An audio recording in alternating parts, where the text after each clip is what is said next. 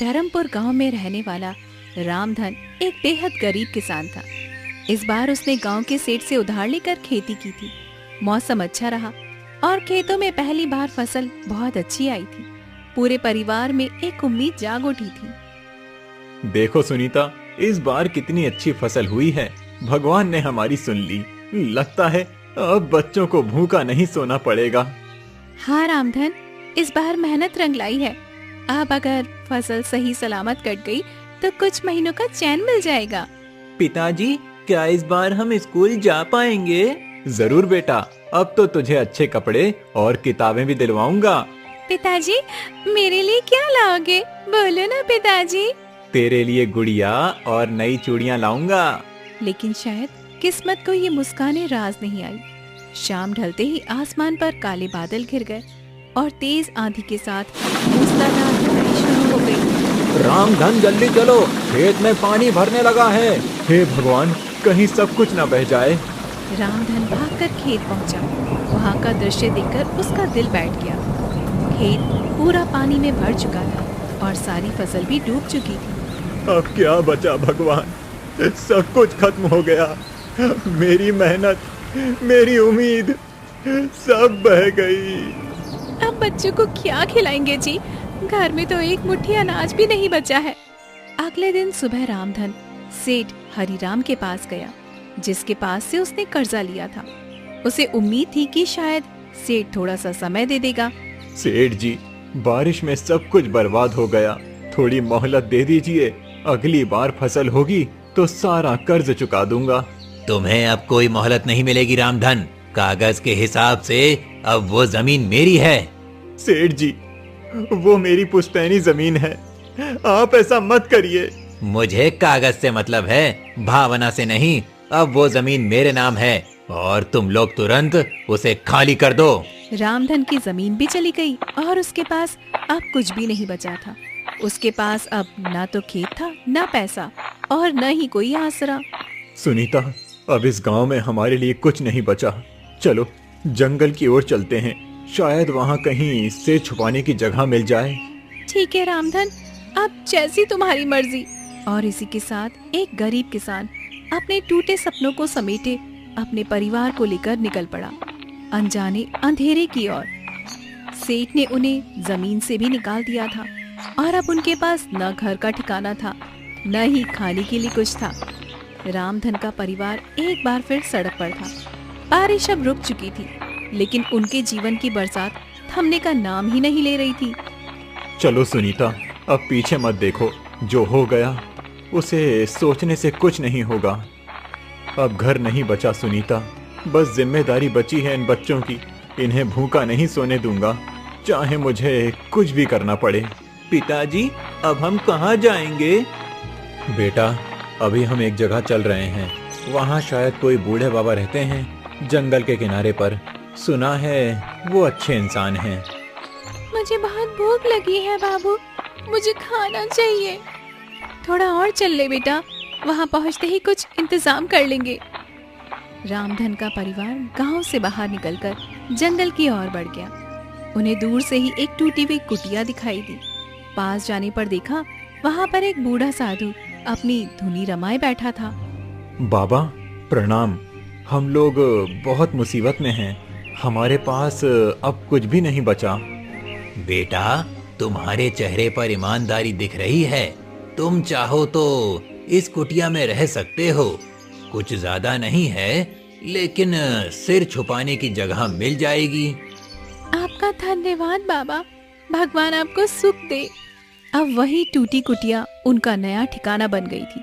अगले दिन सुबह रामधन जंगल में लकड़ी काटने निकला, ताकि बाजार में उसे बेचकर कुछ पैसे मिल जाए।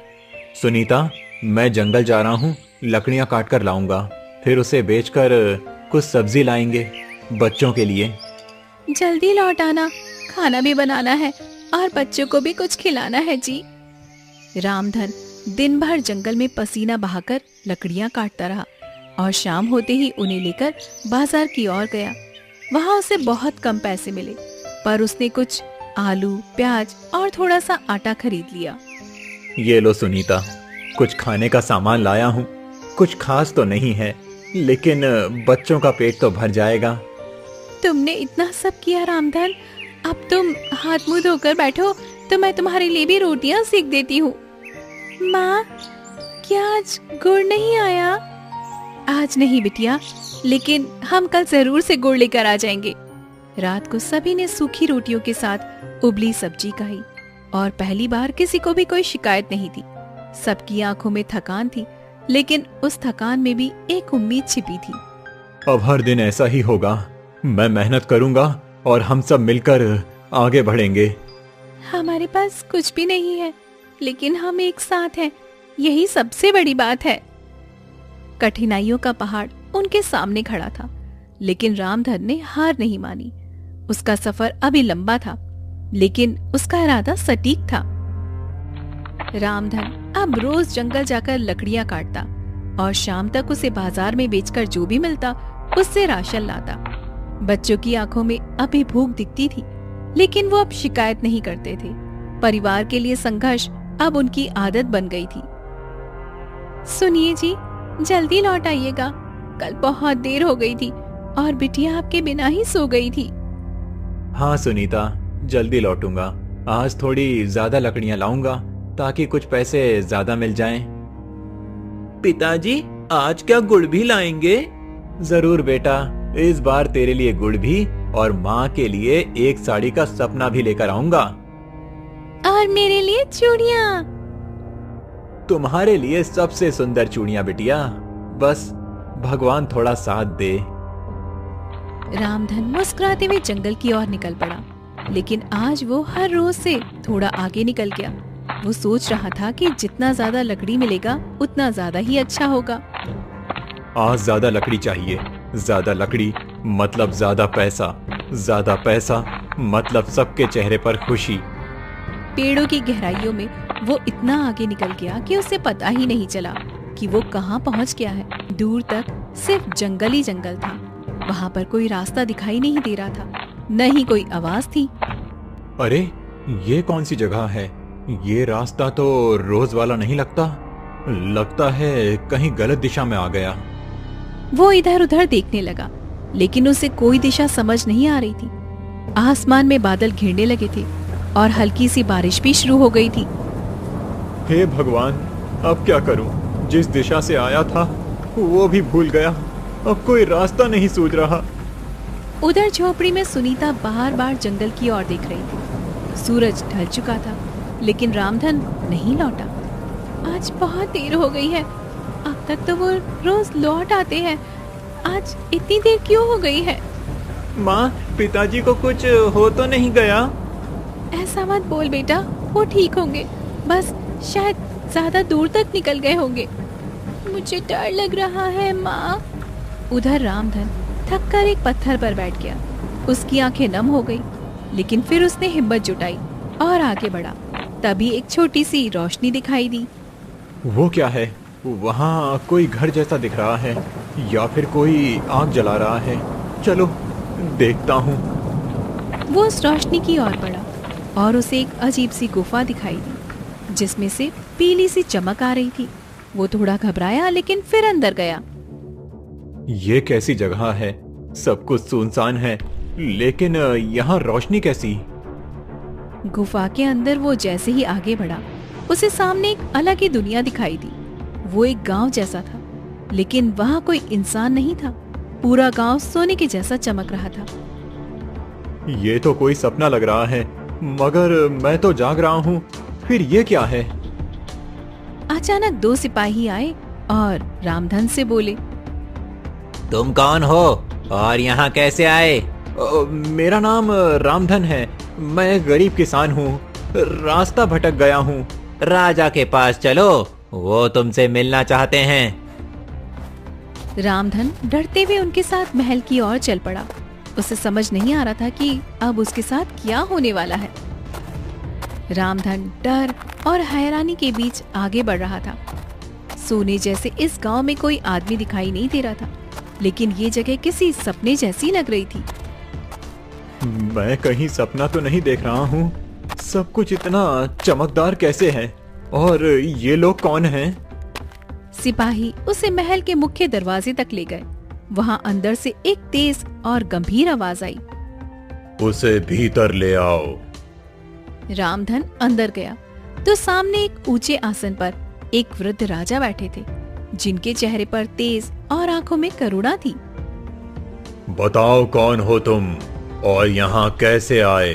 महाराज, मेरा नाम रामधन है। मैं एक गरीब किसान हूँ। बारिश में मेरी सारी फसल बह गई। सेठ ने मेरी जमीन छीन ली और अब मैं जंगल से लकड़ी काटकर अपने बच्चों का पेट पालता हूँ। आज रास्ता भटक गया तो ये गुफा दिखी। तुम्हारी बातों में सच्चाई दिखती है रामधन। तुम्हारा संघर्ष तुम्हारी आंखों में साफ दिखाई देता है। महाराज, हम तो बस 2 रोटी के लिए मेहनत करते हैं। हम गरीबों का तो कोई सहारा नहीं होता। तुम जैसे लोग ही असली राजा होते हैं रामधन, जो बिना शिकायत के परिवार को बचाने के लिए लड़ते हैं। राजा ने पास खड़े सिपाही को इशारा किया और एक छोटी सी तिजोरी मंगवाई। रामधन, ये लो कुछ सोने के सिक्के। इन्हें अपने पास रख लो और अपने घर जाओ। अपने बच्चों के लिए कुछ खाना और कपड़े लाओ और एक नई शुरुआत करो। महाराज, मैं ये नहीं ले सकता। हम गरीब हैं, लेकिन मेहनती हैं। ये मेहनत का ही इनाम है। अगर ये तुम जैसे ईमानदार आदमी को नहीं दूंगा तो किसे दूंगा? रामधन की आंखों में आंसू आ गए। वो झुककर राजा के चरणों में गया। आपने तो जैसे मेरी जिंदगी बदल दी महाराज। अब मैं अपने बच्चों को भूखा नहीं रखूंगा।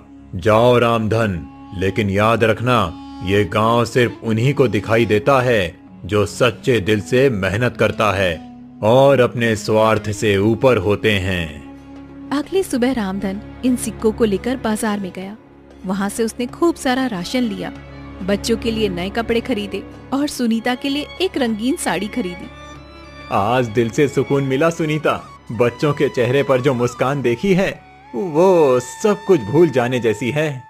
अब लगता है जैसे हमारा भाग्य सच में बदल गया है, लेकिन इन सिक्कों से कर्ज चुकाना भी जरूरी है जी।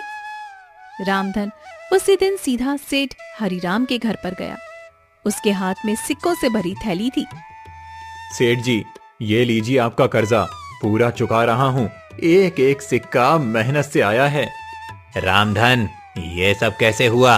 अचानक तू इतना अमीर कैसे हो गया? कहीं चोरी तो नहीं की? सेठ जी, मैं गरीब हूँ, लेकिन चोर नहीं। मेहनत की है और भगवान की दया से ये मिला है। तू ये सब कहानी मुझे मत सुना। अब अगर तुझे कर्ज चुकाना ही था तो पहले क्यों नहीं चुकाया?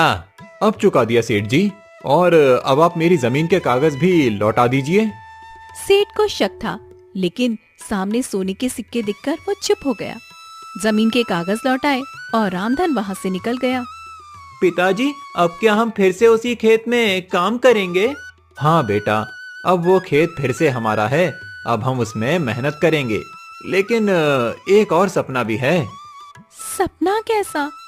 मैं बस सिर्फ खेती नहीं करूंगा, लकड़ी बेचने का छोटा कारोबार भी शुरू करूंगा। जंगल से लकड़ी लाऊंगा और गांव में बेचूंगा।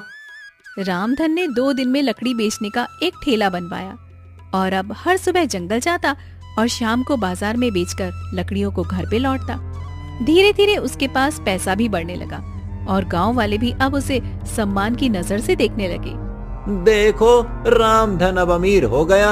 लगता है भगवान की कुछ खास कृपा हुई है इस पर।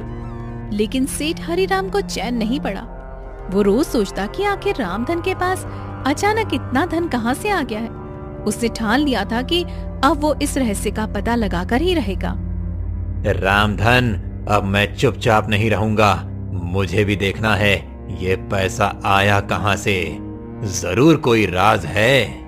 एक दिन रामधन फिर से लकड़ी लेने जंगल गया और उसी रास्ते पर चला गया जिससे गुफा की ओर जाया जाता था। लेकिन पीछे पीछे सेठ भी छिपकर उसके पीछे आने लगा। आज फिर उसी रास्ते से जाऊंगा। राजा जी को धन्यवाद तो देना ही है। तो यही है रास्ता।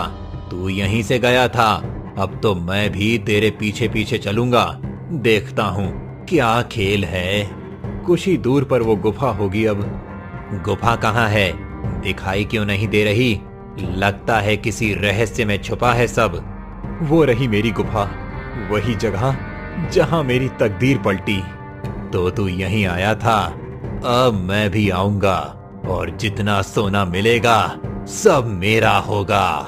हे भगवान, बस एक बार फिर उस राजा से मिलना हो जाए। अब तेरा भगवान नहीं, मेरा दिमाग चलेगा। मैं चुपचाप देखूंगा तू क्या करता है। राजा जी, क्या आप सुन रहे हैं? मैं फिर से आया हूँ। किससे बात कर रहा है ये? कोई है क्या भीतर? कौन हो तुम? मैं रामधन हूँ, राजा जी से मिलना है। ये आवाज कहाँ से आई? अंदर कोई सच में है? अंदर आओ, राजा जी तुम्हारी ही राह देख रहे हैं। हैं? ये लोग तो इसे जानते हैं पहले से। ये जरूर कोई बड़ा राज है। मैं बहुत आभारी हूँ राजा जी का, उन्होंने मेरे जीवन को रोशनी दी। अब बहुत देख लिया, अब मेरी बारी है। सेठ धीरे से गुफा की ओर बढ़ा। जैसे ही वो अंदर जाने लगा, एक तेज चमक प्रकट हुई और चारों ओर अंधेरा छा गया। रुको, कौन हो तुम? मैं सेठ हरिराम हूँ, मुझे भी राजा से मिलना है। तुम्हारे अंदर लालच की गंध है, राजा ऐसे लोगों से नहीं मिलते। मैं जानता हूँ रामधन को ये सब कैसे मिला। उसे उसकी ईमानदारी ने दिया और तुम्हें तुम्हारा लालच यहाँ से दूर ले जाएगा। नहीं, मैं भी वही चाहता हूँ जो उसे मिला। तुमने गरीबों की जमीन छीनी और अब उसे भी छीनना चाहते हो। ये जगह तुम्हारे लिए नहीं है। राजा के आदेश पर तुम्हें बंदी बनाया जाता है। नहीं, ये अन्याय है। मैं कुछ नहीं कर रहा था। तुम्हारी सजा तुम्हारे कर्मों से तय हुई है। सेठ को सैनिक पकड़कर अंधेरे में ले गए और गुफा फिर से शांत हो गई। राजा जी, आपने इंसाफ किया। वो आदमी दूसरों की तकदीर चुराता था और तुम दूसरों के लिए मेहनत करते हो। जाओ रामधन, अब तुम अपने जीवन में हमेशा सुरक्षित रहोगे। धन्यवाद राजा जी, मैं कभी आपके विश्वास को नहीं तोड़ूंगा। रामधन गुफा से बाहर निकला और अब उसके चेहरे पर संतोष था, लेकिन साथ ही मन में एक सवाल भी था। क्या ये रहस्य कभी किसी और को भी दिखेगा या सिर्फ उन्हीं को जिनका दिल सच्चा होता है? अब रामधन के पास सब कुछ था, लेकिन वो फिर भी उसी सादगी से जीता रहा। आज सब कुछ साफ हो गया। सेठ का लालच उसका अंत बना और ईमानदारी मेरी ताकत। तुम आज जल्दी लौट आए जी, सब ठीक तो है ना? सब ठीक है सुनीता, अब कोई डर नहीं रहा। राजा जी ने सब देख लिया और न्याय भी दिया। पिताजी, सेठ कहाँ गया? अब जहाँ ऐसे लोगों को जाना चाहिए वहाँ गया बेटा। आप क्या करने का सोच रहे हो आप? अब गांव में छोटा सा व्यापार शुरू करूंगा। लकड़ी और कोयले का एक गोदाम खोलूंगा और गांव के लोगों को भी काम दूंगा। अगले दिन से रामधन ने एक छोटी सी दुकान किराए पर ले ली। कुछ लकड़ियां जंगल से लाकर वहां पर बेचना शुरू किया। लोगों को अच्छा सामान मिला और रामधन को मेहनत की इज्जत मिलने लगी।